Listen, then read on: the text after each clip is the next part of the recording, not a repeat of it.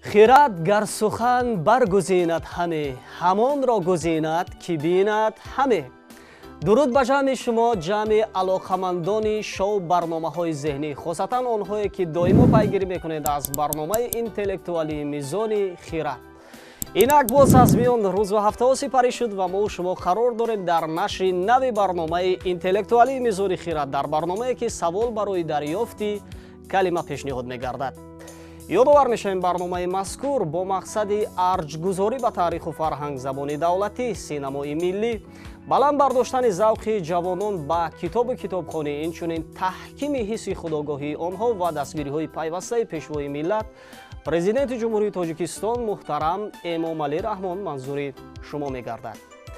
حضور یک عده دانشجویان با خواهش و ذوق که امروز از دانشکده دولتی فرهنگ و صنعت تاجیکستان به شو برنامه ذهنی میزان خیرات اومدند، خیر مقدم میگوییم. خوش آمدید به این برنامه و بیاید اکنون در آغاز نمایش چون عنعنه این برنامه یک معرفی کوتاه میکنیم و پس آن ما غالبان بخش بازی با تماشابین را اینجا اعلان میکنیم و بعدا میگذاریم به بازی امروزمان. مرحمت. دسته امروزه را کی معرفی میکند؟ انیخترش امروز بچه ها از کدام بخش ها گردی هم آمدند تا یک بازی خوب و جالب را اینجا منظور کنند. روبروی ما یکی از چهره های خیلی هم شناس، انیخترش در دو موسم برنامه خیلی هم اشتراکی خوب کرده بودند. امید جان امانی یکی از غالبان آزمون جمهوری فروغی صبح دانایی کتاب است. خوش آمدید امید و امروز با فکرم دسته را شما به برنامه آوردید. بهترین گوهر گنجینه هستی سخن است، گر سخن جان نبود مرده چرا خاموش است. اینجا اهل سخنگستران خواسته از گروهی بایگان شناسی، کتابداری، فرهنگداری از کورس 1 تا به 4 اهل معرفت خواسته ذوقمندانی عالم معانی به هم آمدیم. بله خوب. امید چگونه سپری شد آزمون جمهوری فروغی صبح دانایی کتاب است؟ در واقع فروغ صبح دانایی توانست انقلاب عظیم سخن را در تاجیکستان طی 4 سال می شود طنین انداز نماید و بنده توانستم که کوچکترین سبقت نگار صرف سالم ملی این سبقت ذهنی باشم. بله ما باوری داریم شما در موسم های دیگر نیز البته در این آزمون یک اشتراک ارزنده میکنید و باز هم با موفقیت های نظررس نایل میگردید و این جمله با همه جوانانی که اینجا حضور دارند همین تمنیات رو میکنیم. و پیش از اون که دوستان صدمند ما بازی رو با بچه ها آغاز کنیم، میسازد از بخش بازی با تماشابینان اینجا ذکر کنیم، یعنی غالبان برنامه قبلی رو اینجا معرفی کنیم، آنهایی که به واسطه توانستند سری وقت و اولین شده جواب درست رو با سوال بازی با تماشابین ارسال کنند، یعنی توسط پیامک جواب درست را به ما روان کردند. کدام نمود حیوانات با چشمان باز میخوابند؟ همراه ستارف یکی از اولین ها شده گفتند که این گروه حیوانات یعنی ماهیان میباشند که به واسطه با چشمان باز میخوابند. و سوال دوم ما این بود که میگویی نیا ولی به اختیار میآید، میگویی نرا ولی افسوس میرود. کرامت الله یونسوف آموزگار از شهر پنجکент اولین شده جواب درست به ما ارسال کردند و گفتند که این وقت است و همزمان با جواب سوم برنامه ما به واسطه که جواب درست این سور بود جواب یگانه ارسال نمودند. تبریک میکنیم این غالبان را که واقعا هم توانستند در بخش بازی با تماشابین خیلی هم اشتراکی خوب کرده باشند و سر وقت پیامک های خود را به برنامه میزان خیرات ارسال نمایند. اکنون آنها میتوانند بیایند به واسطه به مؤسسه دولتی تلویزیونی سینما و تحفه های خویش را دسترس نمایند و یا توسط نزدیکان نیز میتوانند به واسطه تحفه های خویش را بگیرند. اکنون دوستان عزتمند ما با شوق و شور زیاد امروز میخواهیم شو برنامه ذهنی میزان خیرات را در حلقه دانشجویان دانشکده فرهنگ و صنعت تاجیکستان خیلی هم جالب پیشنهاد کنیم و باوری داریم که بچه ها کوشش میکنند و چند فرصتی که در اینجا یک اشتراکی خوب میکنند سری وقت و دقیق به سوال ها اندیشه رانی میکنند و همزمان گزینه های خویش را پیشنهاد میکنند. برای همتون ما برای موفقیت خواهان هستیم و باوری داریم که یک شما کوشش ارزنده میکنید تا در همین میدان یک رقابت سالم و جالب داشته باشید.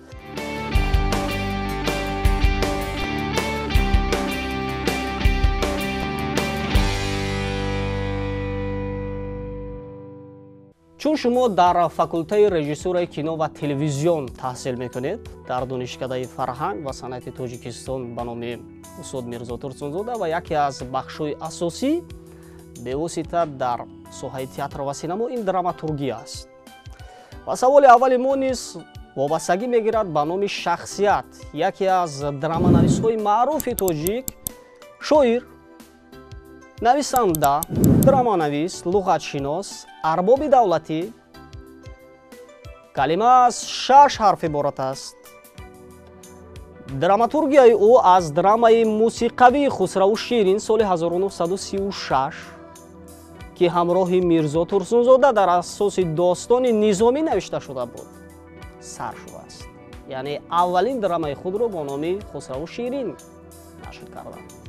драмаи манзуми Шӯриши Восеъ ки соли 1940 ҳамроҳи Мирзо Турсунзода навишта шуда буд, асоси либретои нахустин операи тоҷикӣ қарор ёфтааст. яъне хидматҳояшон хеле арзанда аст. инчунин драмаҳои маъруфи Комде ва Мадан, Нур дар Кӯҳистон ва ғайра асарҳои ҷолиби театрӣ ба қалами ӯ тааллуқ доранд. саҳми ин чеҳра дар адабиёти бачагона низ хеле зиёд аст. китобҳои ҳаёт қадам мезанад, Бунафша, Ҳадия, Бахур, Тараккон. ана ҳамин гуна асарҳои хеле ҷолибро навиштаанд. ин нафар кӣ будааст? гуфтем калима аз 6 ҳарф иборат аст. нависанда, дроманавис, луғатшинос, арбоби давлатӣ. шояд шумо хондед асарҳояшонро. ҳамин калима маънои сокини деҳа рӯстоиро ифода мекунад. ин кӯмаки дигар буд ки бевосита ба шумо мекунем. ман инҷо андешаҳои хешро дар мизони хирад баркашида ба хулоса омадам ки ҷавоби дуруст яке аз чеҳраҳои дурахшони адабиёти мо Абдусалом Деҳотӣ мебошанд. Абдусалом Деҳотӣ ҳаёт қадам мезанад, асари Абдусалом Деҳотӣ аст. ба андеши ман ҳамин тавр ва ҳам инҷо аз ҷиҳати мантиқ гирем аҳли деҳот хусусан ишораи таъкидӣ мешавад ки ту деҳотӣ ва ҳам ибораи мазкур аз 6 ҳарф иборат аст. рӯстоӣ яъне деҳнишин деҳотӣ. Абдусалом Деҳотӣ мегӯянд инҷо. деҳотиро хуморӣ кард як умр тамошои шумо хубони дарвоз. мо ба ифтихорашон каф мекунем. воқеан ин калимаи Деҳотӣ буд, яъне Абдусалом Деҳотӣ. воқеан нишона, ишора, қайди махсус дар хату китобат, асар, тамға, пай ва изи чизе ва ғайра. маҷозан парчам, ливо номи яке аз симоҳои асосӣ аз намоишномаи Зани оҳанин.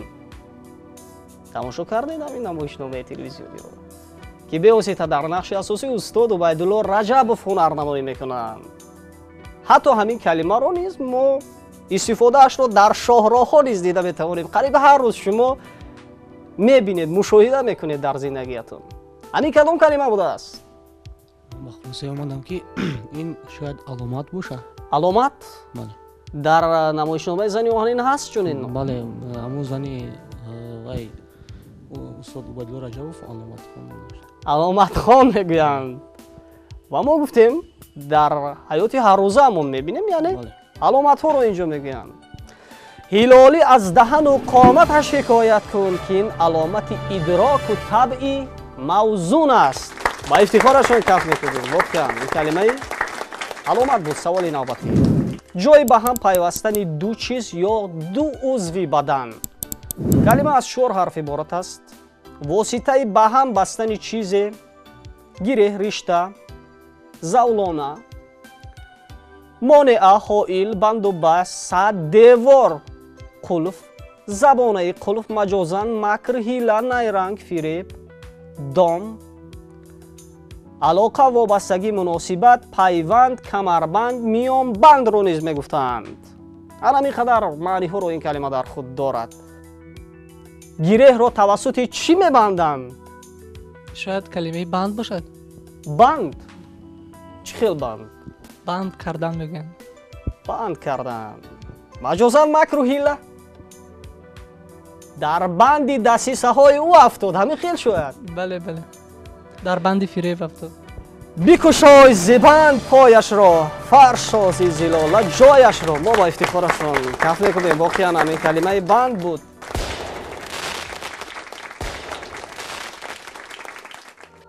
санги қиматбаҳои сурхранги дурахшон ки навъи аълои он аз кӯҳистони бадахшон ҳосил мешавад.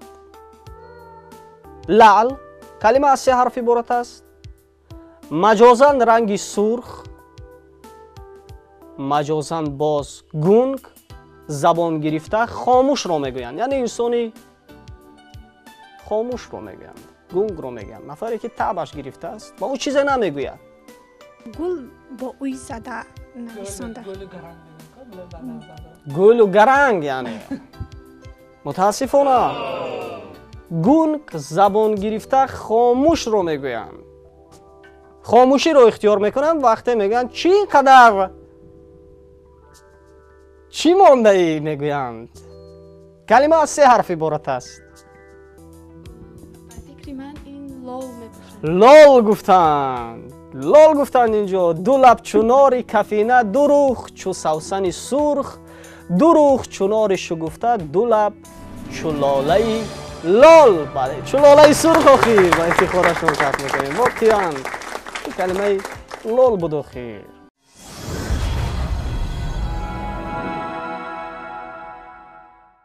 фикри ногаҳонии закитаъбона калима аз шаш ҳарф иборат аст. сухани ҳозирҷавобонаи шавқангезе ки иттифоқан ва якбора гуфта мешавад. иттифоқан ва якбора гуфта мешудааст. шеъри ҳозирҷавобонаи ғайри чашмдош онро имрӯз ду нафар иҷро мекунанд. кӣ ҷавоб дорад акнун? гуфтем калима аз шаш ҳарф иборат аст. яъне фикре аст ки ногаҳонӣ аст ва бисёр бо завқ закиёна гуфта мешавад, ҳушёрона гуфта мешудааст. бисёри чунин ҳолатҳо дар айёми баҳор, фасли наврӯз сурат мегирад. фикри ман ин гулбазм аст. гулбазм мекунанд. ҳамин хел дар баҳорон айёми наврӯз яъне шеъре ҳаст ки ду нафар миёни ҳам сухани ҳозирҷавобона мегӯянд, сухани шавқангези бо муҳаббатро мекунанд. шояд суҳбат бошад. яъне суҳбат мекунанд. духтар бо як карашма, бо як ишора, як сухан, як луқмае мепартояд ва пас он ҷавон писар боз бо як байтбарак бошад. байтбарак гуфтанд. байтбарак аз чанд ҳарф иборат шуд? сурудхонӣ мекарда бошад. сурудхонӣ мекарданд. сурудхонӣ мекарданд. мутаассифона. шояд ин бадеҳахонӣ бошад. бадеҳа гуфтанд инҷо. пеши султон санҷар табақи марворӣ диҳода буданд, обдор онро пеши аловуддин бахшид ва ӯ бар бадеҳа ин рубоӣ гуфт омад аст дар равзату сафо. воқеан ин калимаи бадеҳа буд. ва ифтихорашон каф мекунем. бале охир ба фикрам тамоман миёни ҳам бадеҳахонӣ накардед ки ин қадар душвор буд ин савол барои шумо. ҳеҷ гап не.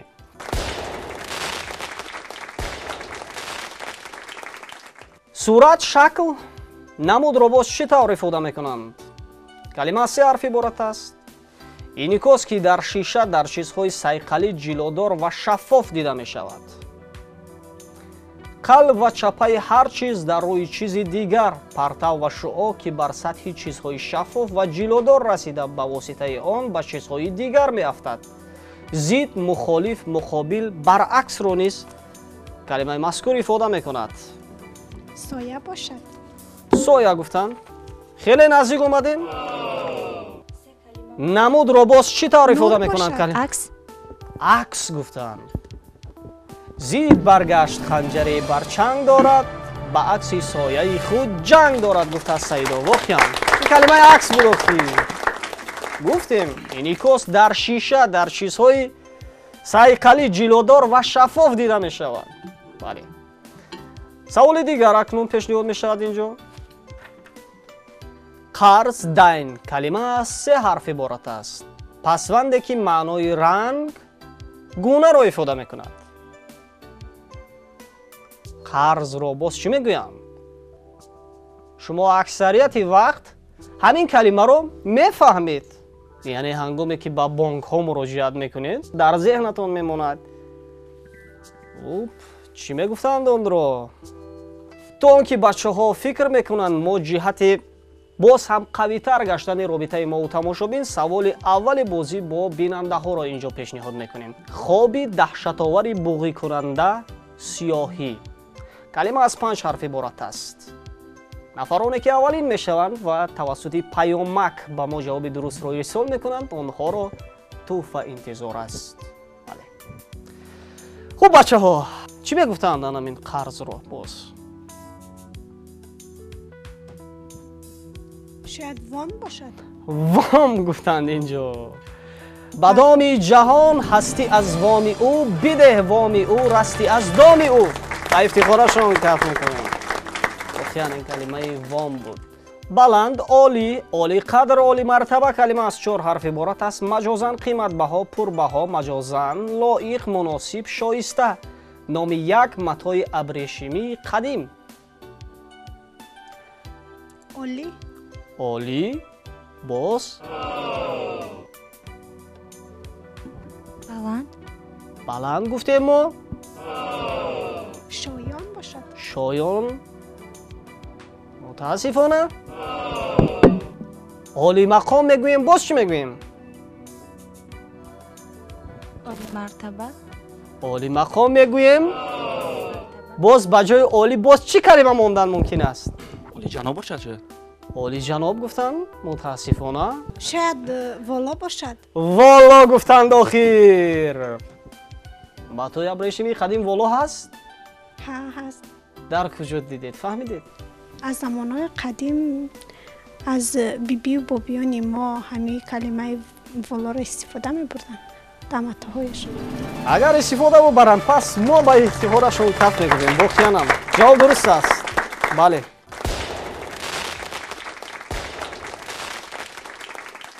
رسانیدن، پرداختن به اتمام رسانیدن کلمه از 3 حرف عبارت است. اتمام انجام بجا آوردن، کار و کردار، رفتار، عمل، افاده، بیان، خوبی حرکات معشوقه، نازک رشمه، اشوه، آواز، آهنگ، نواران است کلمه مذکور افاده میکرده است. ادا باشد. ادا واقعا حرکات معشوقه رو ادا میگویند. ناز و حرکت معشوقه رو ادا میگویند.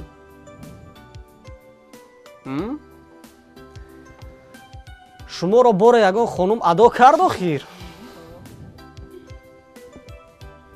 همین خیلی استفاده میبرند اون.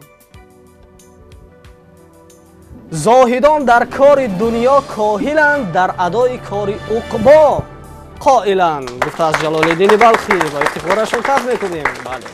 7 اشتراکچی که اینجا بود، 2 نفر الک به دوره دوم رو خط گرفتند و قریب همه یک جوابی درست دارند و این سوال در میان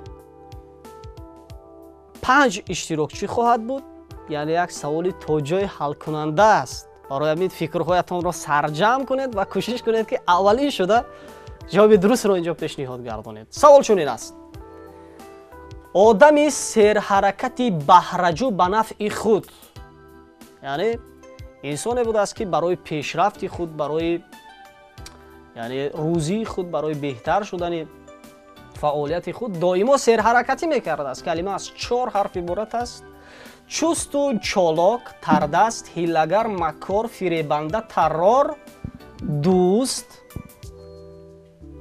برای زن سوفیکسی ا می شود. لقب قهرمان اثر بدیعی است. فعال. فعال گفتن. سمکی چی میگویند؟ عیار. سمک عیار میگویند آخر. مرا در سپاهان یک یار بودی که جنگاور و شوخ و عیار بودی. گفته سعدی. افتخارشون کف میکنیم.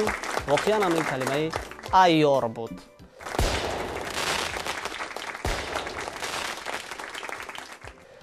تبریک میکنیم 3 اشتراکچی رو که واقعا هم یک رقابت ارزنده در بین 5 اشتراکچی بهترین داشتند و توانستند به دور دوم راه خط بگیرند. سربلندانه و با دیگرها میگوییم راه افتاده نشوید، دل آزرده نیز نشوید. بازی امروزه شما خیلی جالب بود. همه شما در این میدان خیلی فعال بودید. бозии хубу ҷолиб намоиш додед, вале чӣ кунем ки бояд се иштирокчиро мо интихоб кунем ва онҳо дар даври дуюм низ боз миёни ҳам рақобат кунанд. Ва инҳо ҳам интихоб шуданд дӯстони шумо ва фикр мекунем ки боз дар нашрҳои баъдии барнома меояд, дар мавсимҳои навбатӣ низ, чун бозии имрӯза як рақобати хубу ҷолиб пешниҳоди бинанда, пешниҳоди аҳли завқ мегардад. барои омаданҳоятон бори дигар изҳори сипос. хушомадед.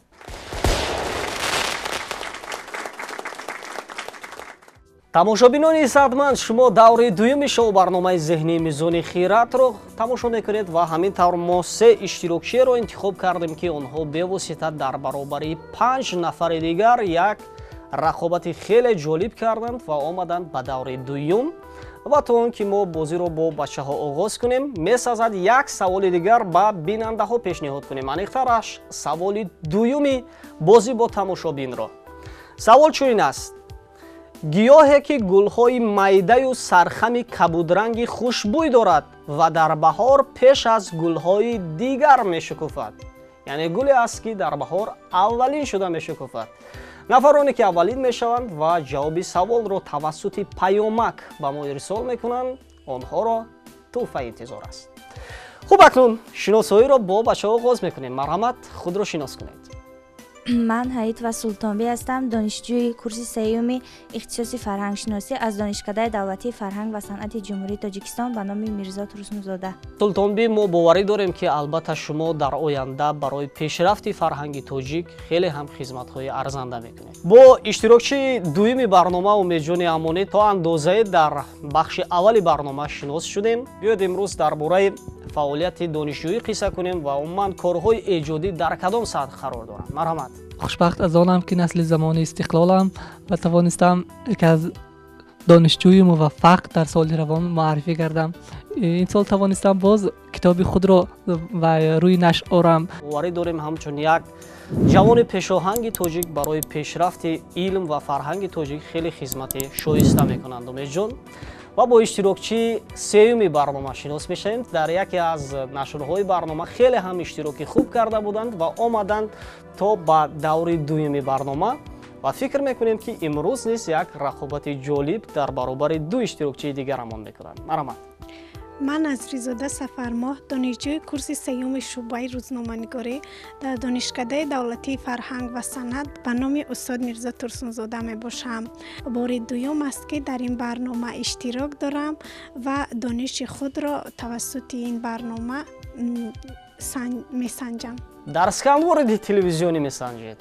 бале. умуман шумо бо сканвордҳо дастрасӣ доред Сафармоҳ? бале. пайваста пур мекунед, қобилияти хешро месанҷед. бале.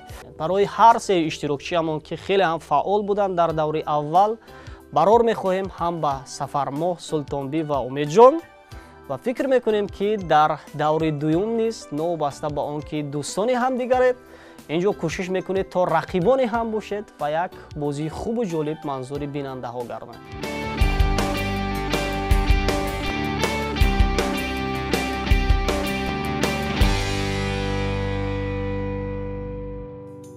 барои ҳаматон барори муваффақият хоҳон ҳастем. саволи аввалро аз кӣ оғоз кунем? аз Султонбӣ, Умедҷон ё Сафармоҳ? умед инчо мегӯянд аз рӯи тартиб. пас мо саволи аввалро пешниҳод мекунем ба Султонбӣ. Султонбӣ, савол чунин аст: дар риёзӣ, яъне дар математика, хате ки бо хати дигар кунҷи 90 дараҷа месозад, калима аз 4 ҳарф иборат аст. хате ки бо тамоми хатҳои як саҳифа кунҷи 90 дараҷа месозад, хати мустақим, хати рост. дар мафҳуми китобӣ сутуни хайма, хона ва биноҳои дигар, инчунин маънии гурз, куполро низ калимаи мазкур ифода мекардааст. аксарияти мо шумо ҳангоми таҳсил дар мактаб ва муассисаҳои олӣ бевосита ҳамин мафҳумро истифода мебарем ва боз калимаи мазкур маънии гурз, куполро ифода мекардааст ва инчунин сутуни хайма, хона ва биноҳои дигарро низ мегуфтанд, бо ҳамин калима ифода мекарданд. барои фикр кардан шумо 10 сония вақт дар ихтиёр доред. вақт рафт.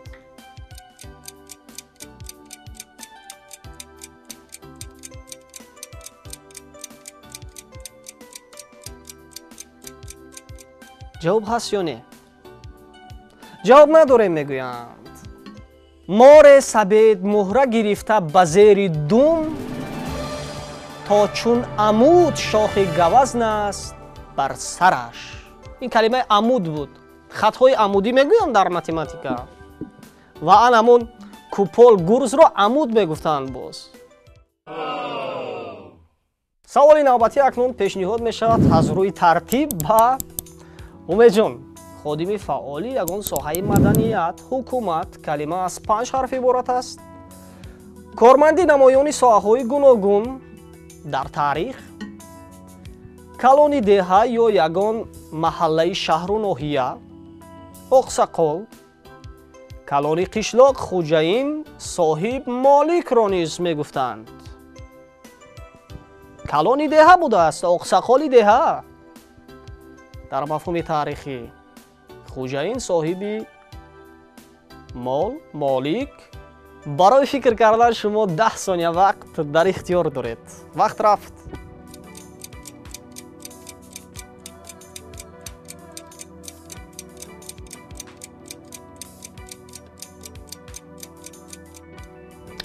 вақт ба анҷом расид умед. биёед акнун гузинаҳоро мефаҳмем. чӣ гуна вариантҳо ба фикр омаданд? ҷо вариантҳо вақте фикр мекардем бобити савол гуногун буданд ва ман фикр мекунам ки шахсиятҳои барҷаста хосатан замони имрӯзро мегирем ки дар соҳаи илму маданият мегӯем бузургтарин яъне шоёнтарин мавқеъ ба онҳо дода мешавад арбоби давлатӣ. арбоби давлатӣ? ё арбоби илм ва маданият мегӯянд ҳунарпешии халқӣ ва инҷо ишора ба ҳарфҳо кунем агар 5 ҳарф ин калима арбоб аст. мо гуфтем калони деҳа ё ягон маҳалла истифода мебаранд арбоб. аҷиб. оқсақол. ин гузина асосӣ аст. дигар тағйир намедиҳем. тағйир намедиҳанд. қиблаи аҳли вафо ё каъбаи арбоби шавқ. лафз бисёр аст худ гӯ то бадон сон хонамад гуфтааст шоҳин. ифтихорашон каф мекунем. воқеан ин калимаи арбоб буд. савол чунин аст сафармо. тан, колбат, ҷасад калима аз 6 ҳарф иборат аст. шакл, сурат, нигор. маҷозан муҳра донаи шатранҷ буд. санам хушрӯйро ифода мекунад. шумо бори шатранҷ бозӣ кардед? метавонед умуман чунин бозиҳоро? бори шатранҷ бозӣ накардам. накардед. хулосан ҳамин баданро боз чӣ мегӯянд? бадан, колбат, ҷасадро боз чӣ мегӯянд? калима аз 6 ҳарф иборат аст. шумо низ аз вақт истифода мебаред? 10 сония вақт дар ихтиёр доред. вақт рафт.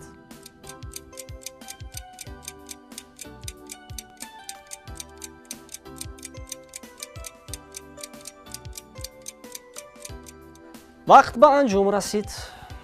чӣ гуна гузинаҳо ба фикр омаданд?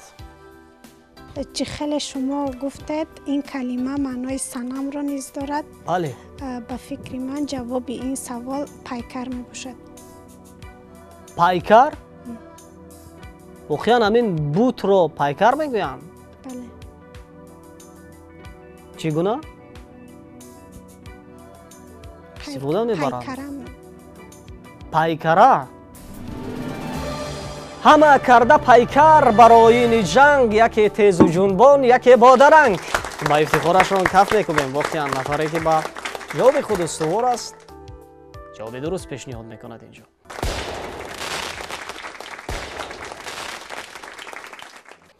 سوال نوبتی اکنون پیشنهاد میشد با سلطان بی. مقصد، مطلب، مراد. کلمه از 5 حرف عبارت است. قصد، آهنگ، اشتیاق. قصدی بد، نیتی بد به منفعت شخصی خود. القصه، الحاصل و غیر معنی ها رو در خود دارد این کلمه و شما بیشتر تکیه کنید به معنی مقصد، مطلب، مراد انسان ها. این یک. و دوم اینکه قصدی بد داشتن، نیتی بد داشتن رو باز چی میگویند؟ شاید دشمن باشد. دشمن؟ دشمن ولی از 6 حرف عبارت است فکر میکنیم.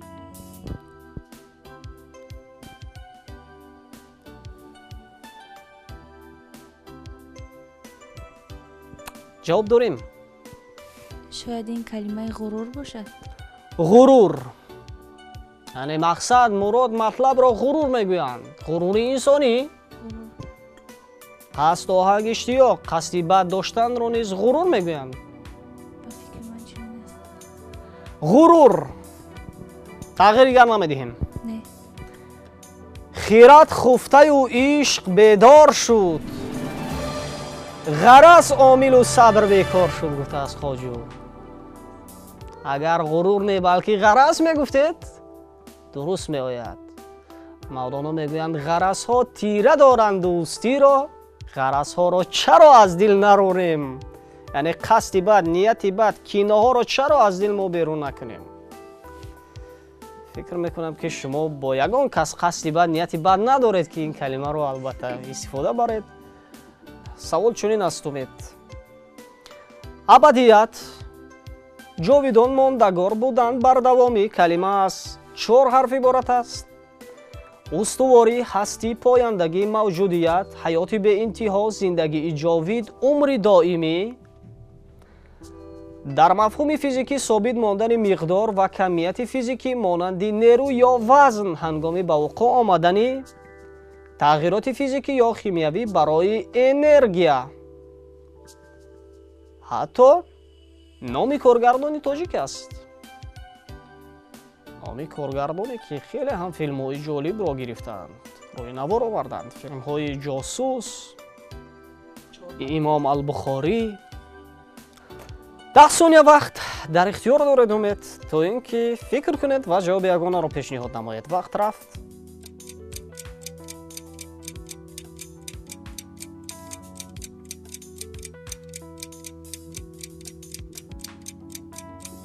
از 4 حرف بگیریم اگر ابد میگویند همیشگی، یعنی جاویدانه گفتید بقا، عمری بقا میگن، یعنی باقی را اختیار میکنید.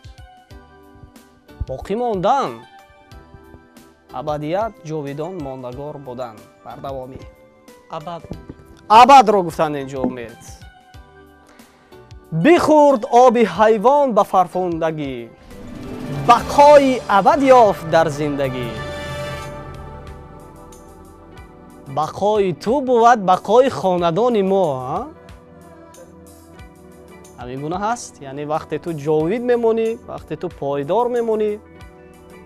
در سرود ملی ما نیز این کلمه حتی آمده است، استفاده بردن و کارگردان تاجیک این بقا صادق بود. هیچ گپ نیست. سوال نوبتی اکنون پیشنهاد می شود به سفرماه.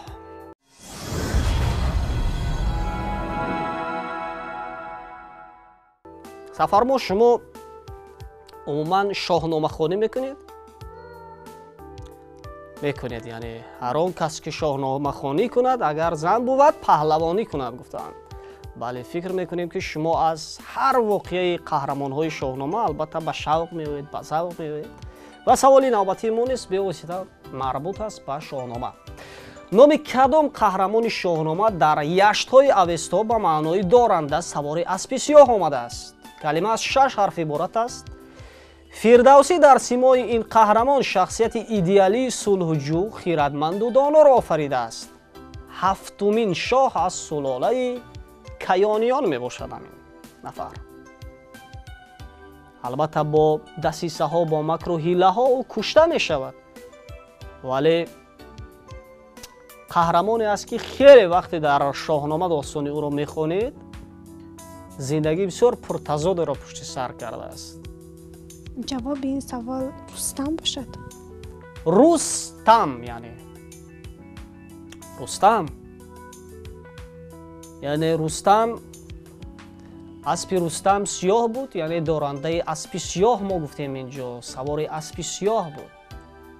حتی نام اسب او شبرنگ بود. این کمک دیگر است برای شما. جمشید باشد. جمشید. جواب یگانه جمشید است. بله. از وقت دیگر کار نمیگیریم. متاسفانه آخیر این جمشید نه بلکه سیاووش بود. سیاووش بود. саволи сеюми давраи дуюмро аввалин шуда ба султонбӣ пешниҳод мекунем. миқёси баркашӣ ки баробар ба 24 қирот ва ё ба 468 грамм буд. калима аз 6 ҳарф иборат аст. санги тарозуро низ мегӯянд. як миқдори боркашӣ будааст, вазнкашӣ буд ки баробар ба 24 қирот буд. яъне ҳисоб мекарданд ва вазни он 468 граммро нишон медод. аламиро чӣ мегуфтанд? ва санги тарозуро низ калимаи мазкур ифода мекунад. 10 сония вақт дар ихтиёр доред. вақт рафт.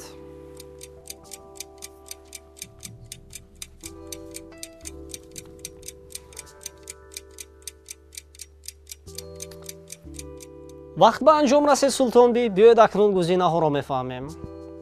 мутаассифона ҷавоб нест. мутаассифона ҷавоб нест охир.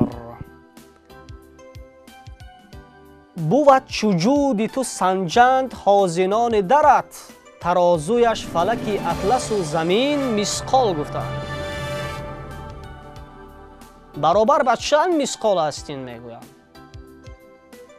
яъне бо мисқол муайян мекарданд. санги тарозуро низ мисқол мегуфтанд. ҳеҷ гап не? ҳеҷ гап не.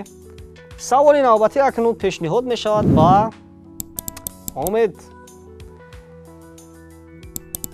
маҷмуаи азиме аз ҳазор ситора ва ғубору газ ки ба даври маркази муштараке мечарханд.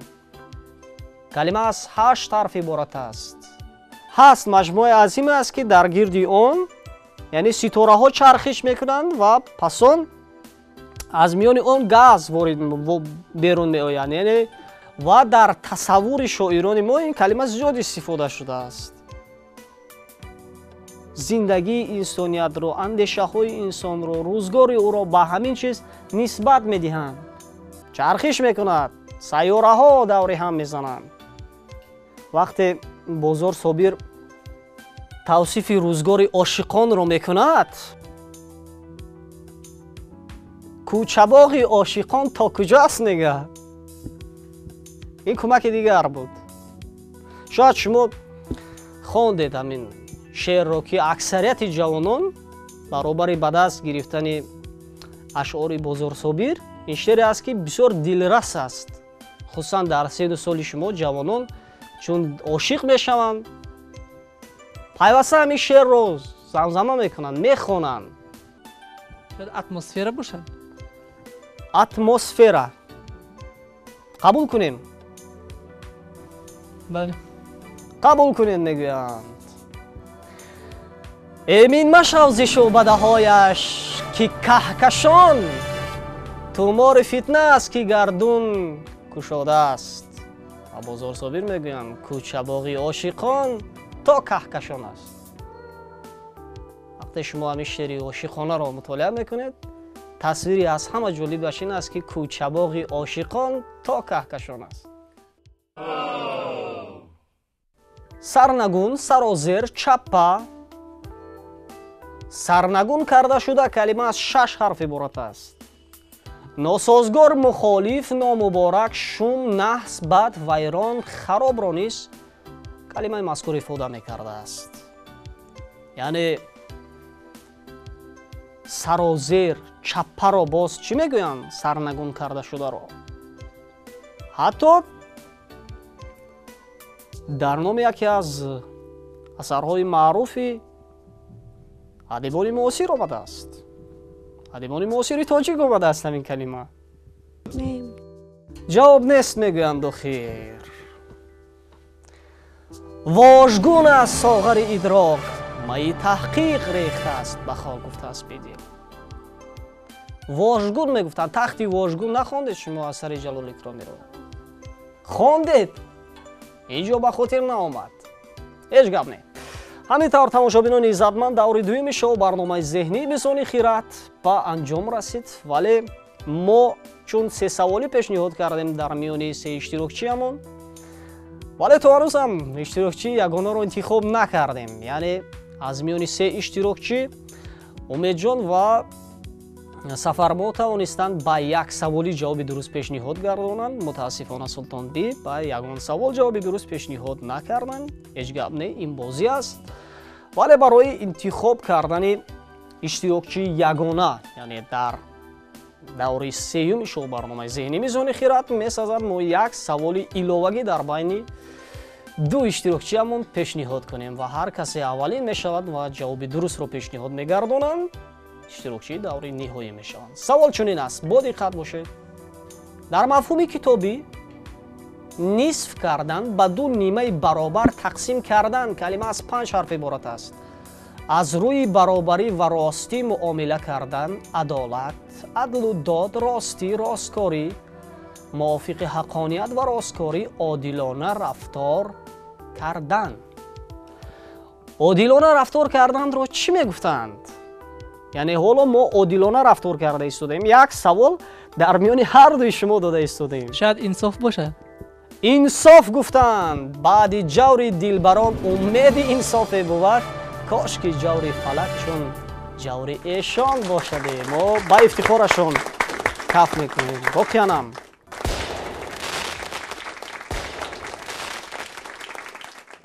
умед аввалин шуданд ва ҷавоби дурустро бо инсофона пешниҳод карданд.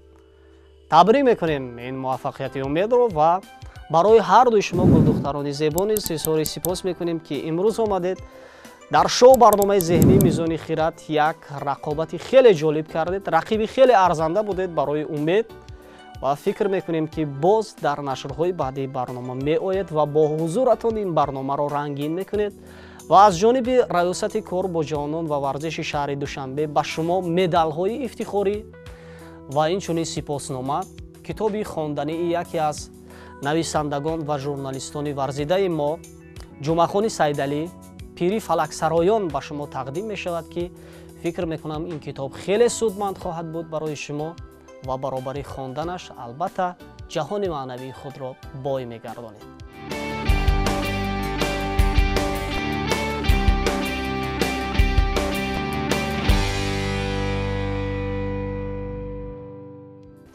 хуб, Сафармоҳ ва Султонбӣ, ду гулдухтаре ки номҳояшон бо ҳарфи се оғоз меёбад. хеле номҳои зебо ва ҷолиб ва мисли бозиашон хеле ҷолиб. ва акнун мехостам андешаҳои худатонро роҷеъ ба бозии имрӯза мегуфтед. яъне аз нигоҳи шумо бозии имрӯзаи мо чӣ гуна буд? خیلی از آن شدم که در برنامه شما آمدم اشتراک کردم و خیلی تأثیرات نیز برداشتم و این برنامه به من خیلی خاطرمان خواهد ماند و کوشش میکنم که در برنامه‌های دیگر نیز آمده اشتراک کنم و سزاوار جای اول شوم و همین جام رو از آن خود و همین جام رو از آن خود نمایم. хуб, Сафармоҳ чӣ мегӯянд? Сафармоҳ воқеан як иштирокчии хеле ҳам хуб ҳастанд дар барномаи Мизони Хират ва дар нашри имрӯза низ омаданд то ба даври дуюм. хеле ҳам иштироки хуб буд ва рақиби хеле ҳам арзанда будед барои умед. барнома имрӯз хеле шаффоф гузашт ва мо тавонистем ки ба ҳамон саволое ки медонистем ҷавоби дуруст пешниҳод кунем. асосан мақсади мо омадан ба ин барнома ҷомро гирифтан нест, танҳо мехостам ки ҳамон истеъдод ва дониши худро дар ин барнома санҷам ва ин хушбахтӣ аст ки бори дуюм ман дар ин барнома иштирок менамоям ва ба даври дуюм рӯйхат меёбам ва бозам арзи сипос мегузорам. бале, ба шумо низ изҳори сипос мекунем ки имрӯз омадед, воқеан як барномаро ҷолиб кардед бо ҳузури худатон ва чун барномаи имрӯз боварӣ дорем ки дар дигар нашрҳо низ меоед ва як иштироки хеле хубу ҷолиб мекунед. бори дигар изҳори сипос, хушомадед.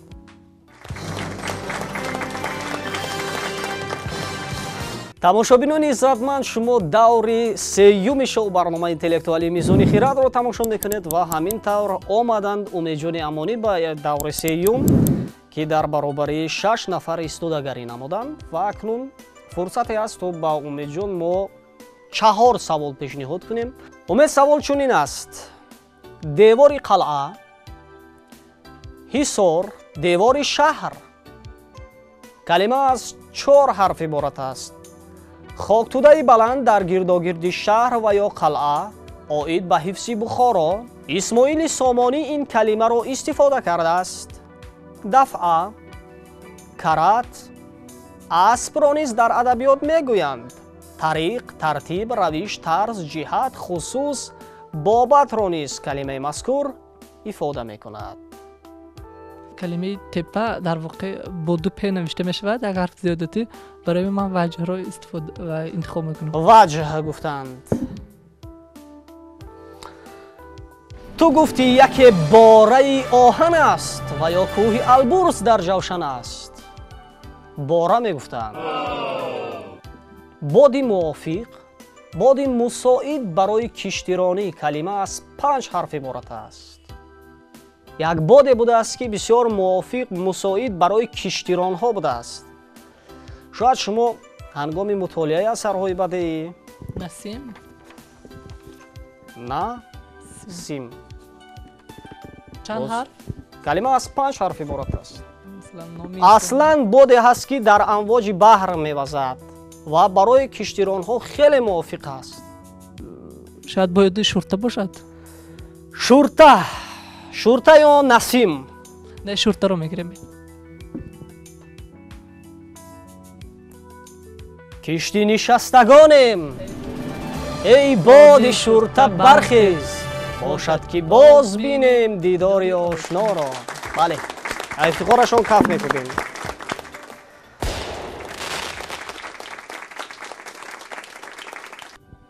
برنگ گل، گل رنگ، سرخ رنگ، سرخ. کلمه از 6 حرف عبارت است. مانند گل سرخ، تر و تازه و زیبا. اسب سرخ رنگ تیزدو، نام اسب شیرین. نام اسب شیرین چی بوده است؟ این کلمه بیشتر در کجا استفاده برده میشه؟ در روزگار همه روزه قریب استفاده می شود. ما این کلمه رو بسیار استفاده میبریم. سرخ رنگ، سرخ، مانند گل سرخ، تر و تازه و زیبا.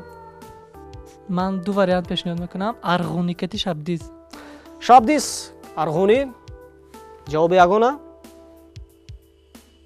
ارغونی یا شبدیز؟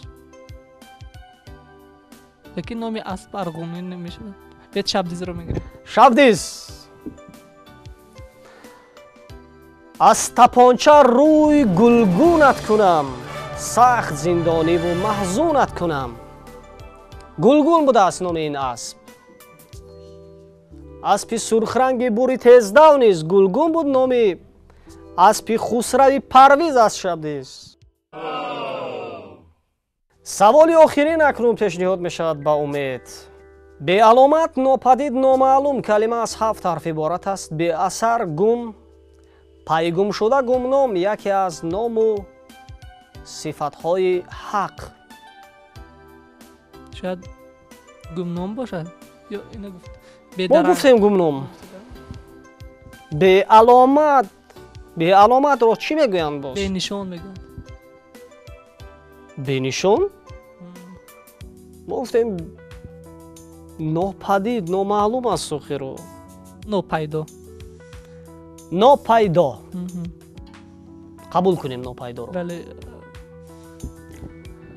همای ارنیهد بر سپهر آشیان و یا همچو عنقا شود به نشان. گفته است حاجو. این کلمه به نشان بوده است.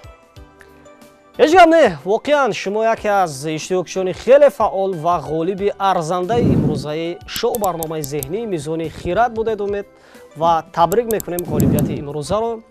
و از جانب ریاست کار با جوانان و ورزش شهر دوشنبه با امید جان امانی تقدیم می شود مدال افتخاری، یعنی زینه جای اول، همچنین دیپلم و با دستگیری وزارت فرهنگ و نشریات ادب به شما کتاب نوادر الوقایع احمد دانش تقدیم می گردد. باوری داریم که شما این کتاب را می خوانید، باز هم برای پیشرفت ذکاوت خود، برای پیشرفت معرفت شما کتاب مذکور مساعدت خواهد کرد.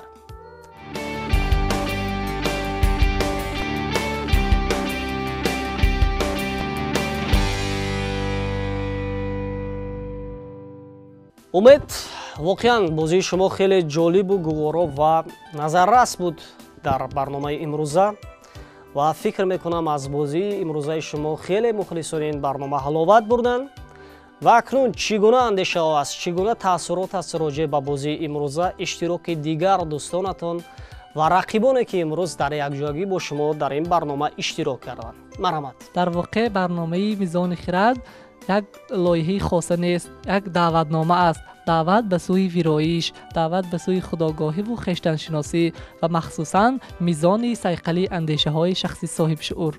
охиран изҳори сипос мекунем ба умед барои андешаҳои хеле ҷолибу фарогир дар барномаи имрӯза ва фикр мекунам он андешаҳо, он нафароне ки бозии имрӯзаи шуморо тамошо карданд, диданд, дар дил хоҳиш пайдо карданд то биёянд амсоли шумо ва дар чунин барномаҳо донишу маҳорати хешро бисанҷанд, яъне сайқали андеша кунанд.